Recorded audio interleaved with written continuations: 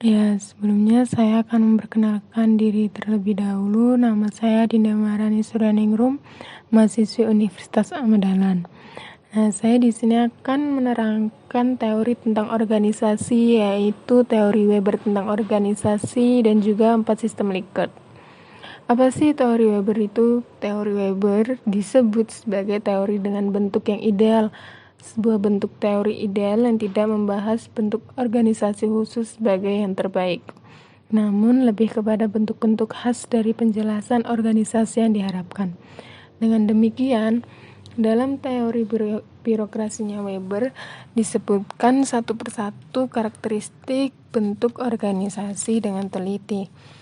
Weber yakin bahkan organisasi-organisasi memiliki birokrasi yang akan mendominasi masyarakat karena tekniknya yang superior. Teori birokrasi Weber tidak bisa dengan mudah dibedakan ke dalam elemen dan prinsip-prinsip seperti Fayol. Bagaimanapun, ada 6 aspek birokrasi yang menjadi inti pemikiran Weber.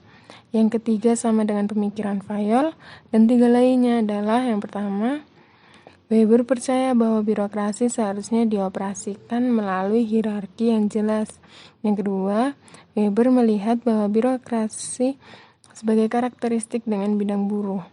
Dan yang ketiga, Weber yakin bahwa birokrasi ditandai dengan sentralisasi, pembuatan keputusan dan kekuasaan. Teori birokrasi Weber juga menekankan pentingnya aturan untuk kinerja sebuah organisasi. Weber yakin bahwa aturan seharusnya rasional dan harus ada aturan untuk semua kemungkinan dalam sebuah organisasi. Dia yakin bahwa aturan-aturan ini harus dibuat dalam bentuk tulisan. Mungkin aspek yang paling penting dari teori birokrasi Weber adalah perhatiannya pada fungsi otoritas.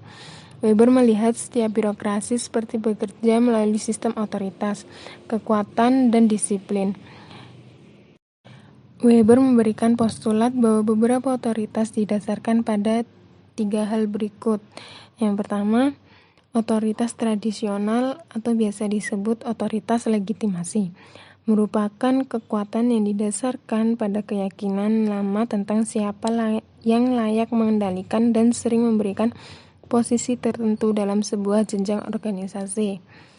Dan yang kedua, otoritas karismatik, yang merupakan kekuatan berdasarkan pada kemampuan dan pribadi seseorang yang menarik dan berinteraksi dengan para pengikutnya, sering kecewa dengan karismatik para pemimpinnya. Dan yang ketiga, otoritas legal rasional merupakan kekuatan didasarkan pada unsur mengutamakan rasional dari aturan-aturan yang dikembangkan melalui kepercayaan pada informasi dan keahlian.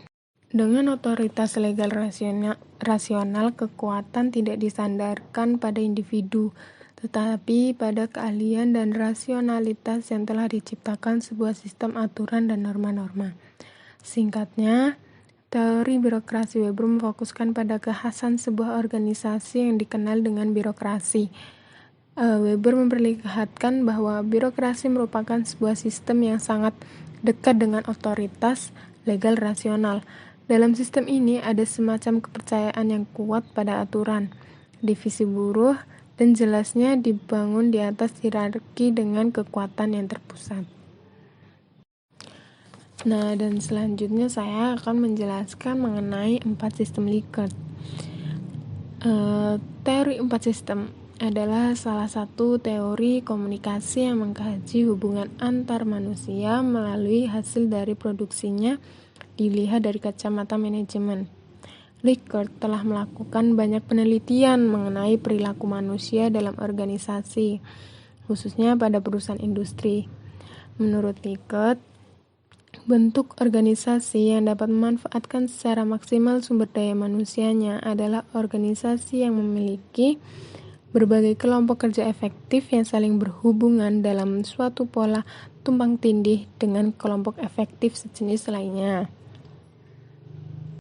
Menurut Likert, pemimpin dapat berhasil jika bergaya partisipatif manajemen. Gaya ini menetapkan bahwa keberhasilan pemimpin adalah jika berorientasi pada bawahan dan mendasarkan pada komunikasi.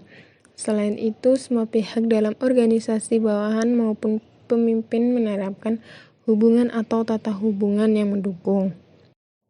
Organisasi memiliki berbagai tipe gaya manajemen, namun Likert menyatakan adanya 4 sistem manajemen yang utama, yaitu yang pertama. Sistem pertama yaitu eksploitatif autoritatif, yaitu manajer sangat otokratis, mempunyai sedikit kepercayaan kepada bawahannya, suka mengeksploitasi bawahannya, dan bersikap paternalistik. Pemimpin dalam sistem ini hanya mau memperhatikan komunikasi yang turun ke bawah dan hanya membatasi proses pengambilan keputusan di tingkat atas saja. Adapun poin mengenai sistem eksploitatif autoritatif. Yang pertama yaitu pada sistem ini manajemen menggunakan rasa takut dan ancaman kepada bawahannya. Dan yang kedua, pimpinan memutuskan segala persoalan tanpa meminta umpan balik dari bawahan. Dan yang ketiga, motivasi terbentuk karena adanya ancaman. Dan yang keempat, komunikasi berlangsung dari atas ke bawah dengan sebagian besar keputusan diambil oleh pimpinan. Dan yang kelima, rasa tanggung jawab untuk mencapai tujuan yang diinginkan hanya ada pada pimpinan, sedangkan bawahan sama sekali tidak memiliki. Dan yang keenam, atasan dan bawahan sedikit sekali melakukan komunikasi. Selanjutnya, sistem yang kedua yaitu otokratis yang baik hati. Manajernya mampu mempunyai kepercayaan yang terselubung, percaya pada bawahan, memotivasi, memperbolehkan adanya komunikasi ke atas. Bawahan merasa tidak bebas untuk membicarakan sesuatu yang berkaitan dengan tugas pekerjaannya dengan atasannya. Adapun poin-poin mengenai sistem otokratis yang baik hati, yaitu yang pertama, motivasi kerja terbentuk jika ada penghargaan dan hadiah. Dan yang kedua, informasi dapat mengalir dari bawah ke atas, namun terbatas pada hal-hal yang ingin didengar oleh atasan. Dan yang ketiga, pimpinan mengambil keputusan yang terkait dengan kebijakan tertentu, namun mendelegasikan atau memberikan kewenangan kepada bawahan untuk mengambil jenis keputusan tertentu. Dan yang keempat, rasa tanggung jawab untuk mencapai tujuan yang diinginkan hanya ada pada pimpinan dan manajer tingkat menengah, sedangkan bawahan sama sekali tidak memiliki. Berikutnya, sistem yang ketiga yaitu manajer konsultatif. Manajer mempunyai sedikit kepercayaan pada bawahan, biasanya kalau ia membutuhkan informasi, ide, atau pendapat bawahan. Bawahan di sini merasa sedikit bebas untuk membicarakan sesuatu yang bertalian dengan tugas pekerjaan bersama atasannya. Adapun poin-poin mengenai sistem manajer konsultatif. Yang pertama, pada sistem ini pimpinan berkonsultasi dengan karyawan atau bawahan, namun pimpinan tetap memegang kontrol perusahaan. Dan yang kedua, pimpinan cukup memberikan kepercayaan kepada bawahan walaupun belum sepenuhnya. Dan yang ketiga, komunikasi mengalir baik secara vertikal maupun horizontal. Terdapat semangat kerja kelompok yang cukup memadai walaupun motivasi yang muncul masih berdasarkan penghargaan atau hadiah yang disajikan. Dan yang keempat, rasa tanggung jawab untuk mencapai tujuan yang diinginkan sudah menjangkau manajer tingkat rendah. Yang terakhir, sistem keempat yaitu pemimpin yang bergaya kelompok berpartisipatif, yaitu manajer mempunyai kepercayaan yang sempurna terhadap bawahannya. Dalam setiap persoalan selalu mengandalkan untuk mendapatkan ide-ide dan pendapat dari bawahan, dan mempunyai niat untuk menggunakan pendapat bawahan secara konstruktif. Bawahan merasa secara mutlak mendapat kebebasan untuk membicarakan sesuatu yang bertalian dengan tugasnya bersama atasannya. Adapun poin-poin mengenai sistem pemimpin yang bergaya kelompok berpartisipatif. Yang pertama yaitu pemimpin memberikan peluang sepenuhnya kepada karyawan dalam proses pengambilan keputusan. Dengan demikian terdapat kepercayaan besar kepada bawahan. Dan yang kedua, motivasi terbentuk karena adanya penghargaan ekonomi berdasarkan tujuan yang ditentukan bersama.